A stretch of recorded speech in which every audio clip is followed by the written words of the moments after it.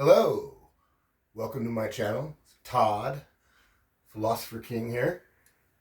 I have been asked to speak clearly and fully express my words, fully pronounce my words. So I'm going to try to accommodate that request. And if it sounds like I'm speaking really slowly on purpose sometimes, that's why. Okay, so blasphemy of the Holy Spirit. This is a good one.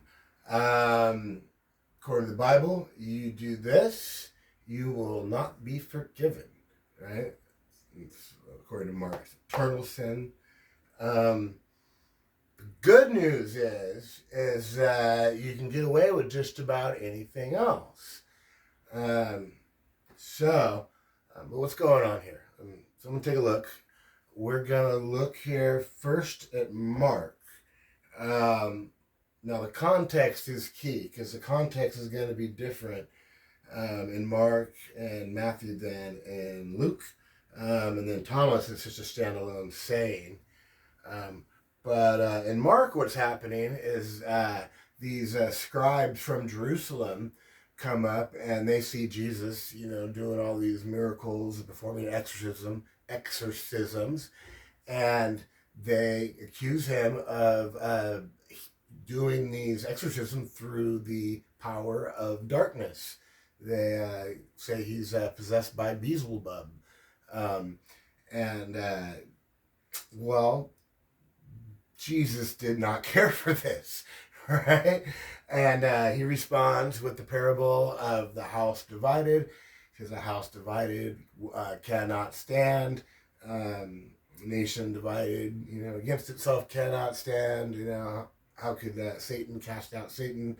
I'm, paraphrasing from memory here. But when he gets done with this saying, house divided saying, he gets into this blasphemy of the Holy Spirit. And basically what he does, Jesus accuses those scribes of Jerusalem for having committed blasphemy of the Holy Spirit. Very interesting. Take a look. Gospel of Mark, chapter 3, verse 28. Truly, I say to you, all sins will be forgiven the sons of men and whatever blasphemies they utter. Right? All sins and blasphemies will be forgiven. But whoever blasphemes against the Holy Spirit never has forgiveness, but is guilty of an eternal sin. And then the Markan narrator adds, for they had said, he has an unclean spirit. So the Markan narrator explains that Jesus said this to them because they accused him of having an unclean spirit and using that unclean spirit to perform exorcisms. So that's the context here.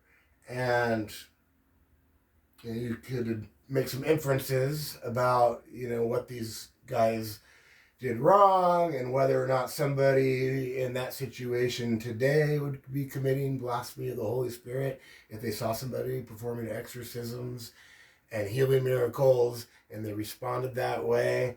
But in any case, that's the context it comes from, and then you can make your theological inferences from there. Now, moving on to Matthew, it's the same context. Only real difference, Matthew doesn't have the eternal sin. He doesn't include that. But Matthew adds that the Son of Man, you can speak against the man. Whoever speaks against the Son of Man will be forgiven.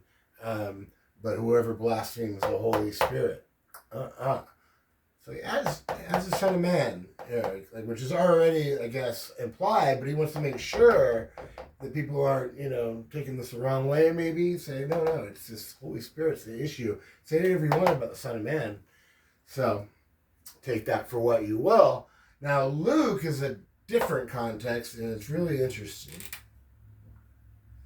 because Luke also has this Son of Man explicit, but he doesn't have the every sin. It's a very condensed thing in a different context. So let's take a look.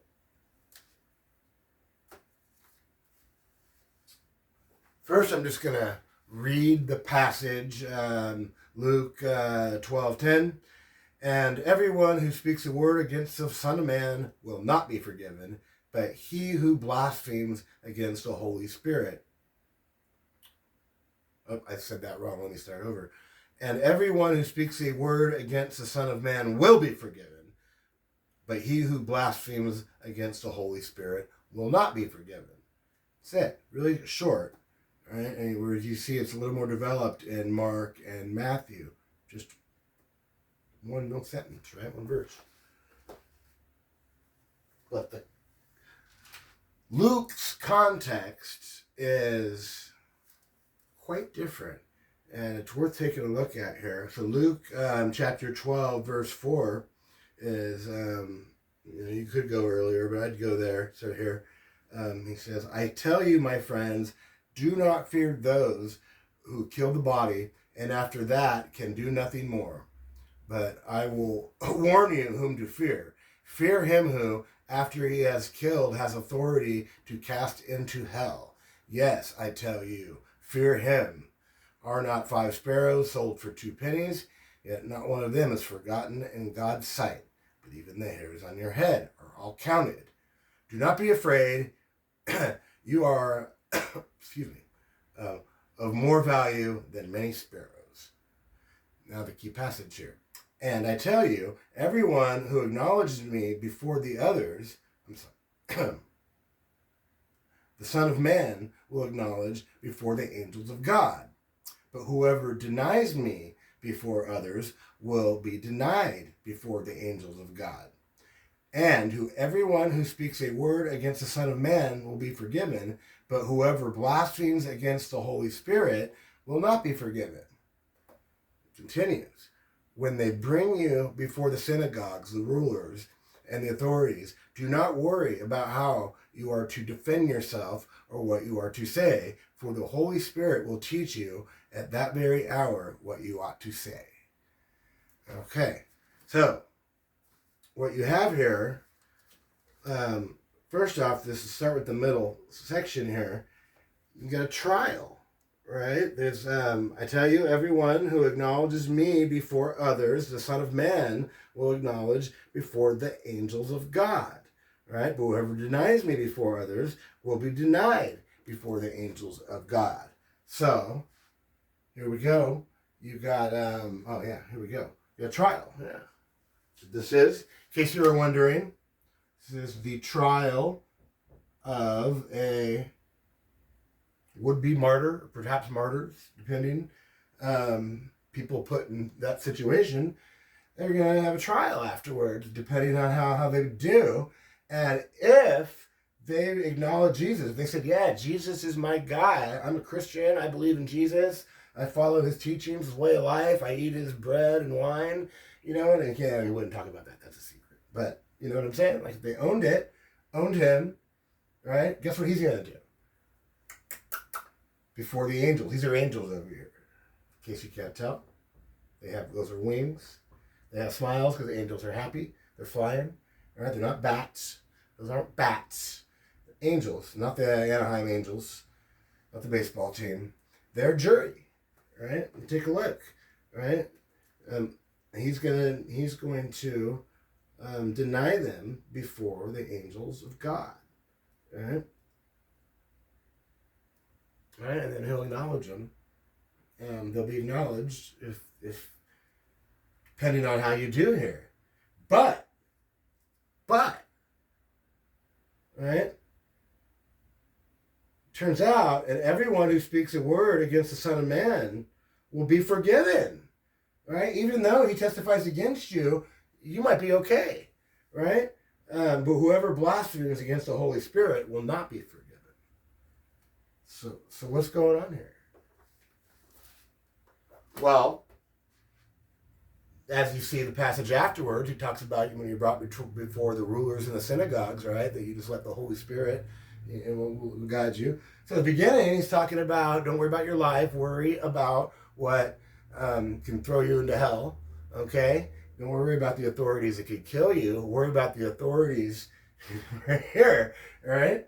And then he explains the trial, and then he goes back to what to do when you're brought before rulers and synagogues. So the whole context is potential martyrdom, right? You're being, the early Christians, right, were brought before rulers and synagogues and asked to, deny their Christianity or their beliefs, and they're asked to, say, yeah, I'm not with Jesus, right?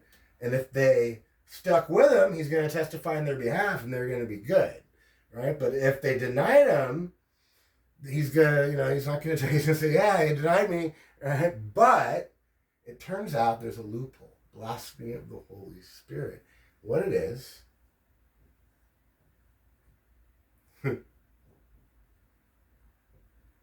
Oh, ran out of room. It's an S.